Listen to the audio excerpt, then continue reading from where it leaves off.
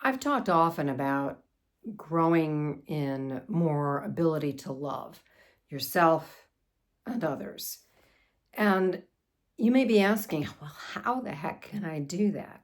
How do I know that I'm really going forward in the ability to love? Well, there's an exercise that I was taught through Eckankar that when you say anything, see if it's true, if it's necessary, and if it's kind. And I add, is it uplifting? And those things, those ways of kind of monitoring what you say is keeping your consciousness at a level of more love, of more tolerance, of more acceptance. And I'm going to add something to that. I'm going to add tone. We're going to get into that. Hi, I'm Marian Massey. I'm a clinical hypnotherapist and success coach. And those for that you don't know me, I've written this book, Miracles, Karma, and Reincarnation, a handbook to purposeful living. And the reason I wrote it is because I do try to follow spirit, and I was really inwardly asked to write this book to help people step by step maybe awaken that this is a spiritual path, that this life right now that you're living is a spiritual one. And that what makes up the most part of being spiritual is the ability to love. If you leave this life with more ability to love, you have not wasted your life. So, what about tone? Yes, words, words matter. But what about tone? Have you ever heard of somebody say, yeah, I love you, or whatever? And the word itself, the love part, sounds good if you just take it out of context without the tone. And the whatever, I don't know, even without the tone, if it's if it's not a little derogatory. The tone is the energy with which you deliver the words.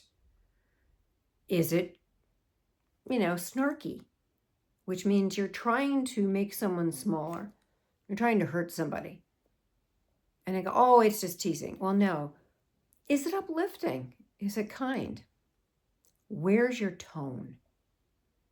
The tone makes up so much of our language. I wish I would have Googled how much, but I ask you guys, Google it. How much does the tone of which you speak deliver the message that you are saying? And I guarantee it's very high. Because when someone talks to you in an uplifting tone, man, it makes all the difference in the world.